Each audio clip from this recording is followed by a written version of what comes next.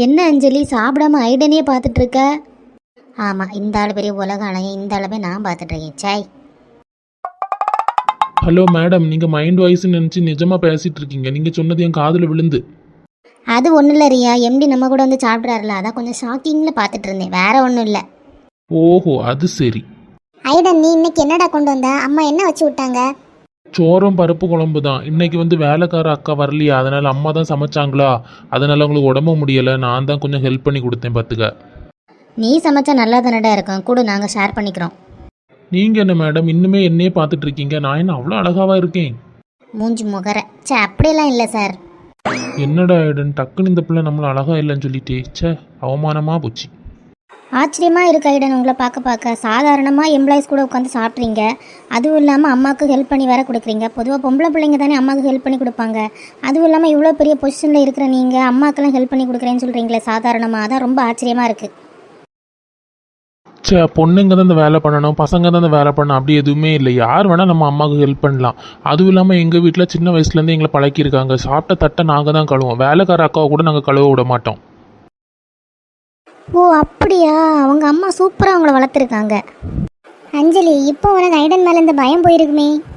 சே, பயம் எல்லாம் இல்லை, ஓவராக எல்லாரும் பில்டப் கொடுத்தாங்க. எங்கள் சின்ன எம்டி வந்து ரொம்ப ஃப்ரெண்ட்லி டைப்பு அப்படி இப்படின்னு சொன்னாங்களா, அதான் வந்து நான் ஆச்சரியத்தில் பார்க்குறேன். நான் வந்து சும்மா எல்லாரும் கதை கட்டி விடுறாங்கன்னு நினச்சேன், பார்த்தா அவங்க எல்லாரும் உண்மையாக தான் சொல்லியிருக்காங்க. அதனால தான் கொஞ்சம் ஷாக்காக இருந்து, வேற எல்லாம் இல்லை, எனக்கு பயம் எல்லாம் யாரையும் பார்த்துமே வராதுப்பா. ஓஹோ, அப்போ மேடம் பெரிய தைரியசாலி தானோ? ஆமாம் ஆமாம், சீக்கிரமாகவே பார்ப்பீங்க நான் எவ்வளோ பெரிய தைரியசாலின்னு. ரொம்ப நேரமாக பேசிட்டு தான்ப்பா இருக்கோம், எனக்கு நல்லா வயிறு பசிக்குது, சேர்ந்து சாப்பிட்டுட்டு சீக்கிரம் கிளம்புவோம். அஞ்சலி ஒரு டிஃப்ரெண்ட்டான கேரக்டராக இருக்காங்க. திடீர்னு சொல்லி நல்லா பேசுகிறாங்க, திடீர்னு சொல்லி அமைதியாக இருக்காங்க, திடீர்னு ஏதாவது யோசிச்சுட்டு இருக்காங்க. என்ன பிரச்சனைன்னு தெரியல, ஒரு வீட்டில் ஏதாவது பிரச்சனையாக இருக்குமோ? டே, 4 மணிக்கு மீட்டிங் இருக்குடா, நீ இங்கே சும்மா உட்காந்துட்டு இருக்க. டே ஐடன், ஓன்ட்ட தாண்டா பேசிகிட்டு இருக்கேன், காது கேட்குதா? ப்ரோ, என்னாச்சு? என்னடா திங்க் பண்ணிட்டு இருக்க? நான் இங்கே வந்து பேசிகிட்டு இருக்கேன், நீ அது கூட கவனிக்காமல் உன் பாட்டுக்கு ஏதோ திங்க் பண்ணிட்டு இருக்க. என்னடா ஆச்சு? சே, ஒன்றும் இல்லை ப்ரோ, கொஞ்சம் டயர்டாக இருக்குது, அவ்வளோதான். என்னடா அண்ணங்கிட்டே போய் சொல்கிற பாத்தியா? ஒன்றும் இல்லை ப்ரோ, அஞ்சலி இன்னைக்கு எங்கள் கூட தான் உட்காந்து சாப்பிட்டுச்சு. ஃபஸ்ட்டு நாள்னால ரியாவும் சோனாவும் நல்லா பேசினாங்க. ஆனால் அது திடீர்னு ஏதாச்சும் ஆழ்ந்த சிந்தனைக்கு போயிடுது, திடீர்னு நல்லா பேசுது. அதான் அந்த பொண்ணை புரிஞ்சிக்கவே முடியலை ப்ரோ, அதை பற்றி தான் திங்க் பண்ணிட்டு இருந்தேன். டே, இன்னைக்கு தானே அந்த பொண்ணு ஜாயின் பண்ணியிருக்கு, ஃபஸ்ட் டே எப்படி இருக்குமோன்னு சொல்லி ஒரு பதட்டமாக இருந்திருக்கும். வேற என்ன இருக்க போகுது? மேபி அதுவாக கூட இருக்கலாம்டா. சரி, அதை விடுடா அண்ணா, நான் 4 மணி மீட்டிங் ப்ரிப்பேராக தான் இருக்கிறேன், நானே அட்டன் பண்ணிக்கிறேன். நீ வேற ஒரு கிளைண்ட் மீட்டிங் இருக்குன்னு சொன்னால, அந்த கிளைண்ட் மீட்டிங் அட்டன் பண்ணிடுடா.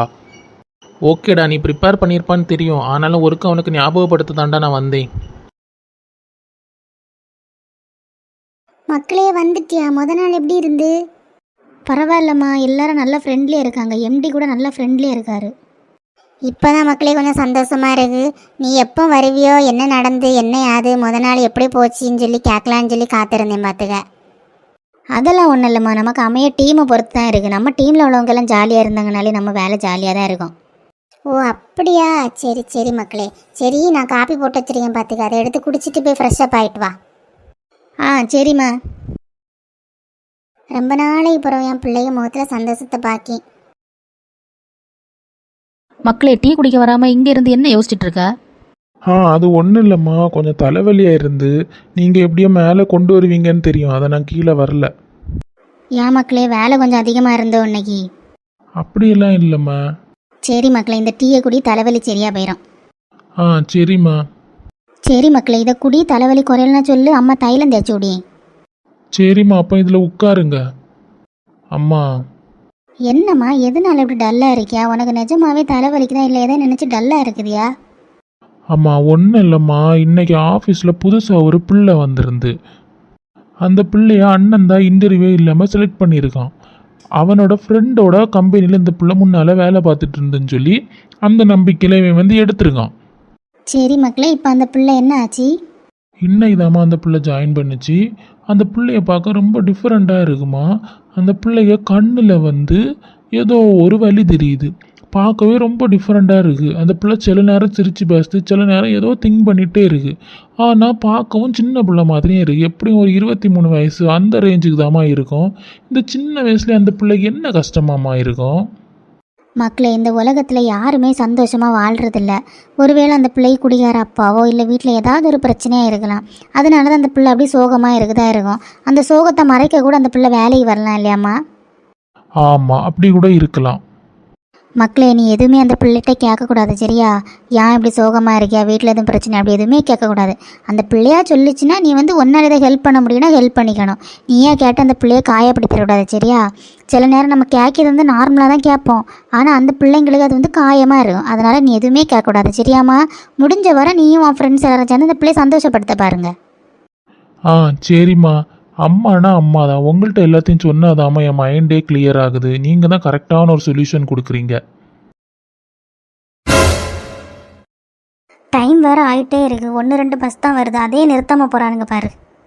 எப்போ பஸ்ஸை பிடிச்சி எப்போ ஆஃபீஸ் போய் சேருது கடவுளே. இந்த ஆள் எதுக்கு இந்த வழியோட்டு வராரு?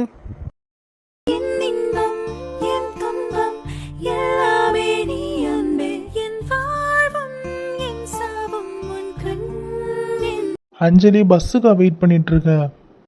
இல்லை, லாரி வர, அதில் யாரையும் ஆஃபீஸுக்கு வரலாமான்னு பார்த்துட்டு நிற்கி. சரியான பைத்தியம்தான்ப்பா. இப்போதைக்கு பஸ் இந்த ரூட்டில் வர மாதிரி இல்லை. அங்கே ஏதோ டிராஃபிக்காக இருக்குன்னு நினைக்கிறேன். நீ என் கூட வா, நான் ஆஃபீஸ் தான் போகிறேன், உன்னை ட்ராப் பண்ணுறேன். வேண்டாம் ஐடா, நீங்கள் போங்க, நான் பஸ்ஸில் வந்துக்கலாம், எனக்கு ப்ராப்ளம் இல்லை. அடடா, பஸ்ஸு வராதுமா, நீ என் கூட வா, நான் ஆஃபீஸ் தானே போகிறேன். இல்லை ஐடா, நான் பஸ்லேயே வந்துக்கிறேன், நீங்கள் போங்க. இங்கே யாராச்சும் பார்த்தாங்கன்னா ஏதாவது நினைப்பாங்க, இப்படி நின்று பேசிட்டு நிற்காதுங்க. யார் என்னங்க நினைப்பா? அதெல்லாம் உங்களுக்கு சொல்லி புரிய வைக்க முடியாது ஐடா, நீங்கள் தயவு செஞ்சு போங்க, நான் பஸ்லேயே வந்துக்கிறேன்.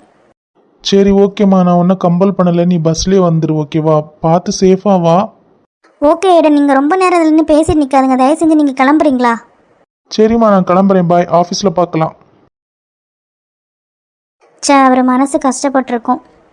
எனக்கு கெட்ட பேர் வந்துடக்கூடாதுன்னு சொல்லி நான் மற்றவங்களையும் காயப்படுத்திட்டே இருக்கேன். இதுதான் என் வாழ்க்கை. நல்ல வேலை, இவர் பேசினதை யாரும் பார்க்கல. பார்த்துருந்தாங்கன்னா அவன்கிட்ட போய் சொல்லியிருப்பாங்க. அவன் மறுபடியும் இதை வச்சு ஏதாவது ஒரு கதை கட்டி விட்டுருப்பான். நீ என்னெல்லாம் செஞ்சுட்டு இருக்கியா? அவன் நல்லா ஜாலியாக ஊரை சுற்றிட்டு வேலையை போயிட்டு இருக்கியா, பாத்தியால? ஆமாம்மா, நானும் பார்த்துட்டு தான் இருக்கேன். ஊர் சுற்றிட்டு நல்ல வேலையை போயிட்டு இருக்கா. இங்கேருந்து போன பிறகு நிம்மதி இல்லாமல் அந்த சாவான்னு பார்த்த பிறகு அவள் வேலையை போயிட்டு ஜாலியாக சுற்றிட்டு இருக்கா. அவளை வாழையே விட மாட்டேம்மா நான். இங்கே இருக்கச்சில எவ்வளோ நேரம் நான் வேலைக்கு பண்ண விரட்டி பார்த்துருக்கேன். குட்டி அணுங்கவே இல்லை. அங்கே போன பிறகு இப்போ வேலைக்கு போகிறேன்னு சொல்லி ஊராக சுற்றிட்டு இருக்கியா. அவளை வேலையை விட்டுட்டு அவளுக்கு நகை எல்லாத்தையும் நம்ம விற்று ஜாலியாக இருக்கலான்னு பார்த்தா அவள் வேலைக்கே போவையில. உன் அப்பன்ட்ட போய் சொத்தை எழுதி வாங்கிட்டு வான்னு சொல்லி எவ்வளோ கொடுமைப்படுத்தி இருப்போம். எதுக்குமே அணுங்காமல் இருந்துட்டு போகிற நேரம் நம்ம கண்ணில் மண்ணள்ளி தூவி போட்டுட்டு அவளுக்கு நகை அப்படியே வாரிட்டு போயிட்டா. நகை இருந்திருந்தா கூட அவள் கோர்ட்டு வழியாக கேஸு போட்டால் கூட ஒரு பொடி அவளுக்கு கிடச்சிருக்காது. அவள் சரியான காரியம்மா. எதுக்கு அணுங்காமல் இருந்துட்டு காரியத்தில் கரெக்டாக பிடிச்சி அவளுக்கு நகையில மட்டும் எடுத்துகிட்டு போயிட்டா பாத்தியலா. ஆனால் நான் அவளை சும்மாயே விட மாட்டேன். நேற்றுக்கு இந்த பஸ் ஸ்டாப்பில் ஒருத்தங்க கூட பேசிட்டு நின்னான். அதை வச்சு புதுசாக ஒரு கதையை இந்த ஊர் ஃபுல்லாக நான் கட்டி விடலை. என் பேர் ரோஷனே இல்லை. இருக்கி அவமானத்து கூட இதையும் சேர்த்து நம்ம ஊர் ஃபுல்லாக சொன்னோன்னு வச்சிக்க, அவள் குடும்பமே இங்கே இருக்காது. ஊரை விட்டே எல்லாரும் காலி பண்ணி ஓடிடுவாங்க.